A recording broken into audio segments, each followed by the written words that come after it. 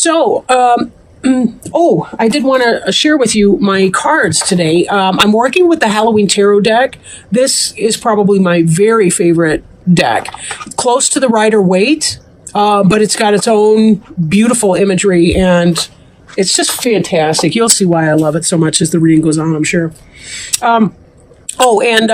Being a general reading, this may not apply to everyone, so take it as it resonates, and all of that.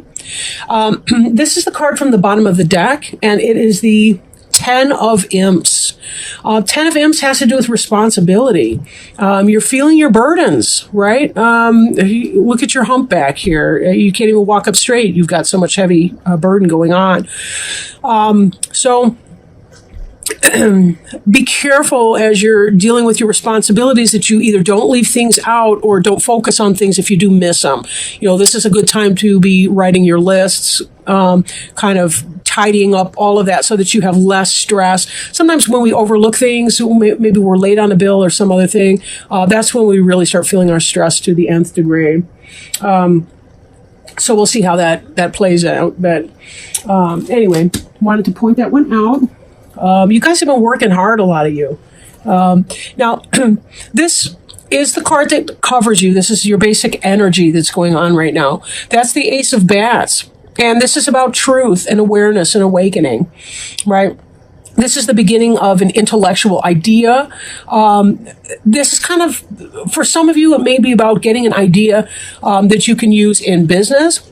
Moving that forward, maybe some kind of truth comes in, something that you didn't know that you now know, that's going to help you make decisions. And given that the influence that's coming in here is the Sun card, which is the happiest card in the deck, it's a wonderful, wonderful card. Whatever this truth is that came in for you is illuminating something for you. It's making you feel very, very happy about it. Right. For some of you, it could be the announcement of a pregnancy, a child on the way. It could be that you got the business offer or the job offer that you were looking for. Maybe your business is taking off. Maybe you're falling in love. That person cares too. There are some romantic elements with some of the other cards, so we'll get into that in a little minute. The Sun card could be the Leo card. Sometimes that represents Leo. Sun is the planetary ruler of Leo. So it could possibly be that. Crowning you, or what's on your mind, is the Two of Bats in the reverse. In the upright, this person feels blinded to making a decision. They've got this choice to make, and they're not really sure what to do about it. But they also feel like they're limited in their information. They may not know what's going on, and it's kind of stressing them out. In the reverse, this is about making a decision. Making a decision. And for so many of you, that's exactly what you want to do when you feel conflicted. Geminis are awesome. I love Geminis. But they do, I shouldn't say but, I love Geminis, and they have a tendency to want two opposite things at the same time, and that just doesn't often work at this level of existence, right? There are certain things that just, you can't be a little pregnant. Can I say that? You either are or you aren't, yeah, whatever. I'm going to leave that. So this is the desire to make a decision. That's what that Two of Bats means in this, in that position. This is what's on your mind. You want to make a choice on something. Excuse me, post-nasal drip, whatever. What can you do? Knight of Ghosts. This is the basis of the matter. It's some kind of a love message coming in. It's a love letter. You love this, right? Somebody is offering you something tangible. This parchment paper, there's something written on that. It's positive. It's love. This is the suit of water. Spirituality, emotions, right? And this is somebody marching forward. There is forward movement in that. It's an expression of love that's coming in, either from you or to you by someone else. A message of true love. So that's a really happy thing there. Three of Imps. This is behind you in your recent past, or it's an influence that's moving into the past. This card is about waiting for your ships to come in.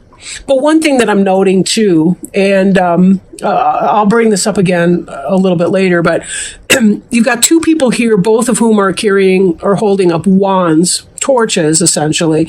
Then you have this other one who's carrying or holding up a wand that's got leaves on the top. three people here. Well, it's three imps, so we're going to see that. But it's kind of like a doorway, right? Someone is waiting for their ships to come in. They're waiting for that. We see I'll bring it in here.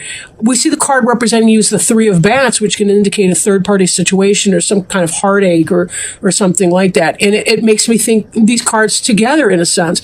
And I question about your choice.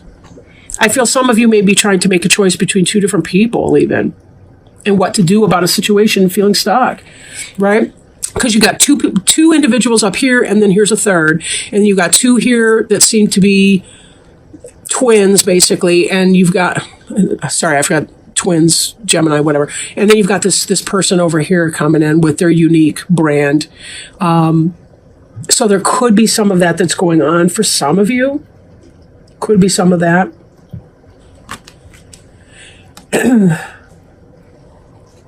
Now, this is in the future. So we move from the Three of Imps energy to the Sun and the Ace of Bats. This information, this knowledge, something that's come in or been communicated or something sparking you up.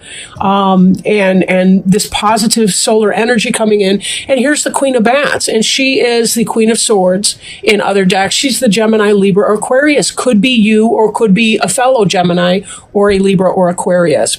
Or somebody who's in that kind of energy, somebody who's intellectual, somebody who's discerning, someone who she can tend to be a little bit guarded perchance, but she's somebody who's going to be fair and truthful and logical and all of that.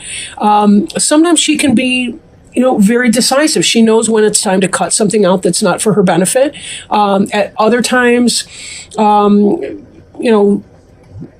she knows when to hold on to what, at the same time. So again, this could be about that desire to make a decision becoming manifest in here, where you've got that sword of truth and you're trying to discern what is necessary. Note that there are two death's head moths here too. So sometimes it can indicate that she's ready to make that kind of change. She's ready to let go of something in one area of her life to move on to something else.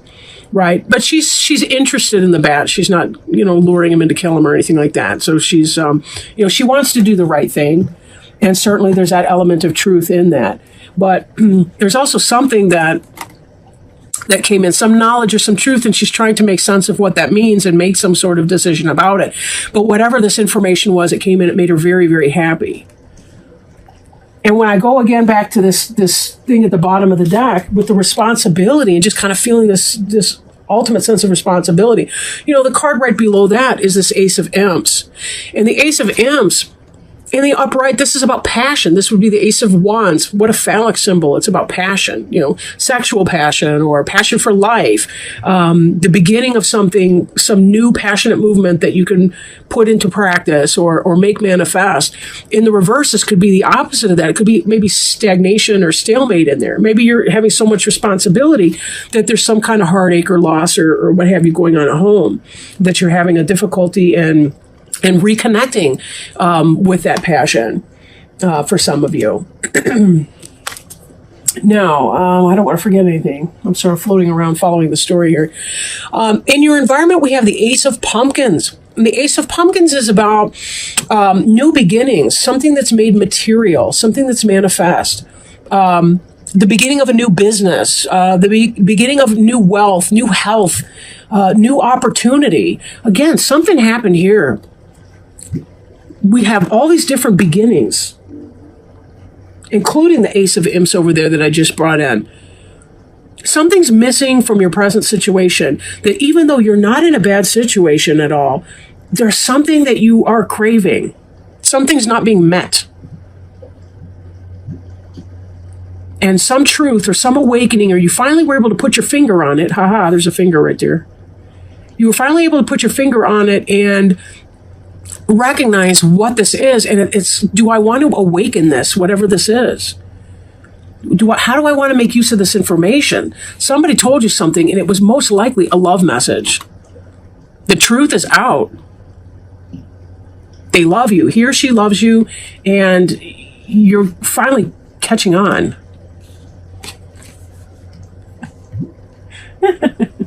I have to laugh at myself sometimes. I'm nuts. Don't worry about it. Nobody will get hurt. Anyway, hopes and fears card. We have the Justice in reverse. Now, Justice could be your Libra, right? Possibly involvement. Maybe you're involved with a Libra, something like that. Maybe the Libra is stepping out. Maybe that's what this third party situation is. Maybe that's the reason for the lack of passion in the relationship. They've been taking it someplace else. Maybe you've been too busy at work, something like that. But because this is in the position of fear, it could be that you are afraid of being misjudged or being called to justice if you step out or do something wrong. That would be people in a current relationship. If you're single, it could be that you're going to make the misstep and that you're going to get involved with somebody that you don't want to be involved with. You've been trying to work hard. You know, you've got a lot of responsibilities, a lot of burdens going on your plate.